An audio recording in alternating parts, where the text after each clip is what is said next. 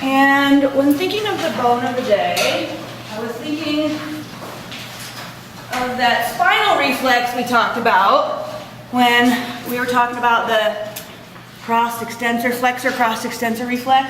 I said if I was walking down a dark alley at night, I'd have my key in my hand, and if somebody grabbed my left hand, I'd punch them with my right hand to have my key in it, and I'd get my key through their orbit, and I'd kill them. And then my question, like when I got home, and I was like, well, why did nobody ask me what happens if they grab your right hand? What are you going to do? And so if they grab my right hand that has my keys, what I'm going to do is I'm going to take the palm of my left hand and I'm going to shove their nasal bones up into their frontal cavities, and then they'll be dead that way. So that's how we got our bone of the day, the nasal bone. So that all of you know, if you're walking down a dark alley and you've got to do your flexor cross extensor reflex in your non-dominant hand, you can use your non-dominant hand to shove some nasal bones into somebody's frontal cavity, or frontal bones, and then you're good. So, okay, so I figured since we're looking at a face, we all have a skull on our desk. You can pull it out of the bag and look at it. Might as well just look at our facial bones. So there, we'll look at them all. Maxilla are paired. You have a left and a right maxilla here in the front. And your maxilla and your mandible, you only have one mandible. These are the two places in your skull that have these special markings called dental alveoli, or dental alveoli. And those dental alveoli are the sockets that your teeth are plugging into. So our mandible also has dental alveoli. So they're just the holes that your teeth are fitting into. And up between them then, sometimes you'll see alveolar process. A process sticks out. So the little bony region that's sticking up between your teeth would be the alveolar process. The alveoli is the hole that your tooth is sitting in.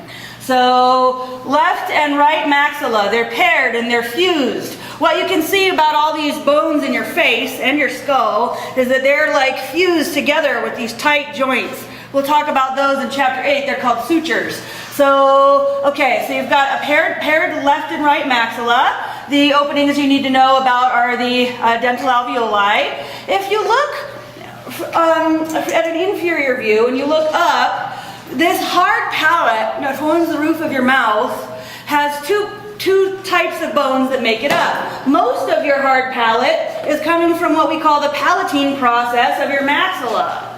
So those are both, like left and right maxilla come and form the bulk of your hard palate there.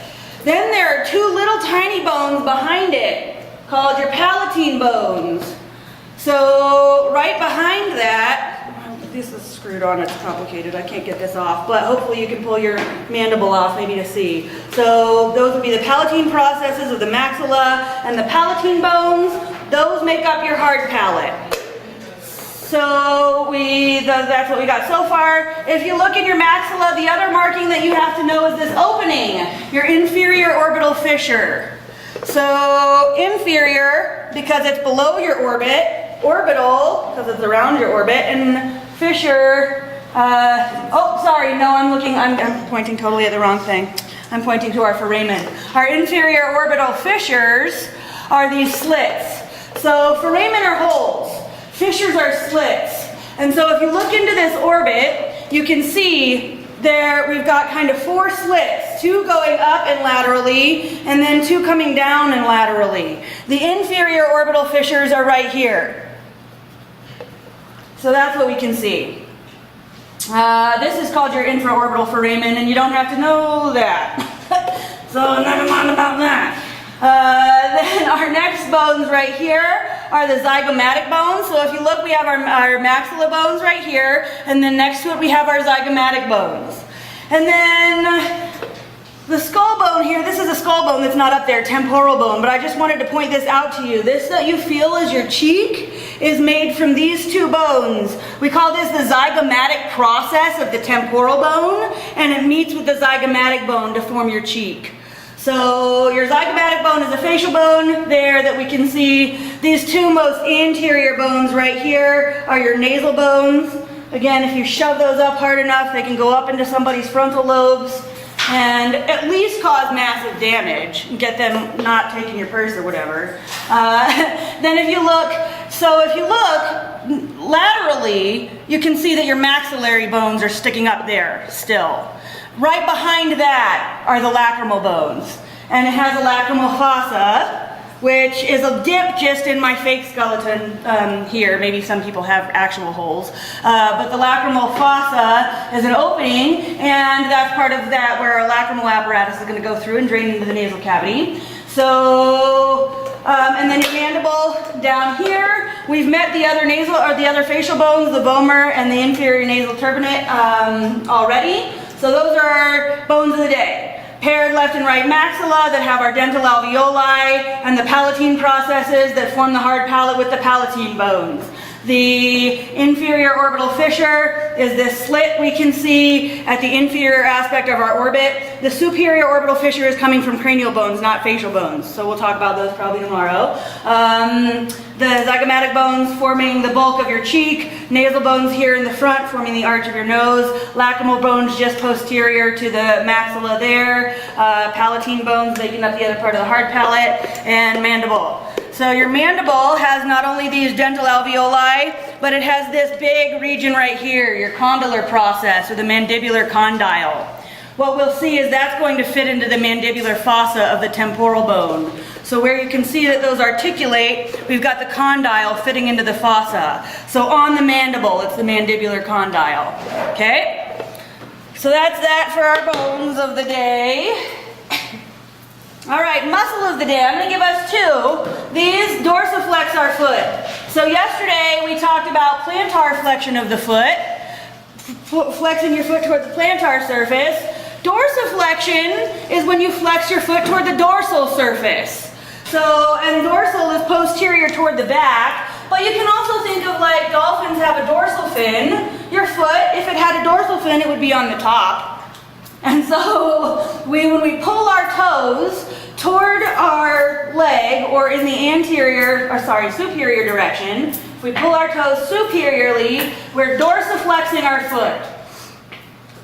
So tibialis anterior is this muscle right here, right next to the tibia. And it's in the most anterior kind of part. That's tibialis anterior. And it's not only going to dorsiflex your foot, it's going to invert your foot.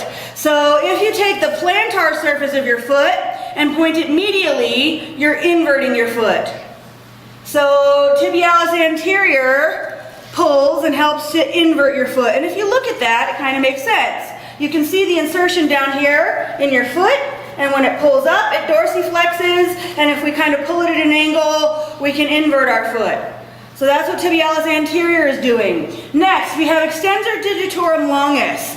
And there are a lot of little muscles in here you don't need to know. So how you can find extensor digitorum longus is you can look to these big tendons that are going to your digits and follow them up to this longus muscle here that is attaching them, and that's extensor digitorum longus. So when it pulls, it also dorsiflexes the foot, but it also has these tendons that are going to your toes. So it extends your toes as well, so that if I flex my toes, I can pull on my toes and extend them. So I can dorsiflex my foot and extend my toes using extensor digitorum longus. All right, as far as origins and insertion goes, for tibialis anterior, you can just know that it's originating from our tibia. And sure, tibial shaft. We haven't talked about the interosseous membrane yet. We're not going to worry about that. And then it's inserting onto, we'll just say your first metatarsal is good enough. So it inserts on first metatarsal. So does it go around the knee then? What do you mean? Like it doesn't go, okay, yeah. Okay. And then for extensor digitorum longus, we can say that it's originating in our tibia and I think you need to know lateral condyle of your tibia and fibula.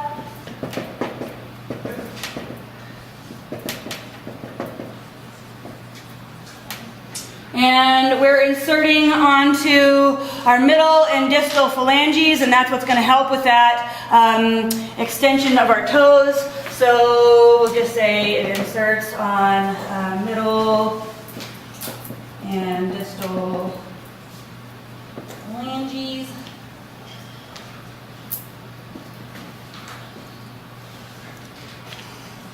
Okay, so let's have our muscle meditation. Close your eye.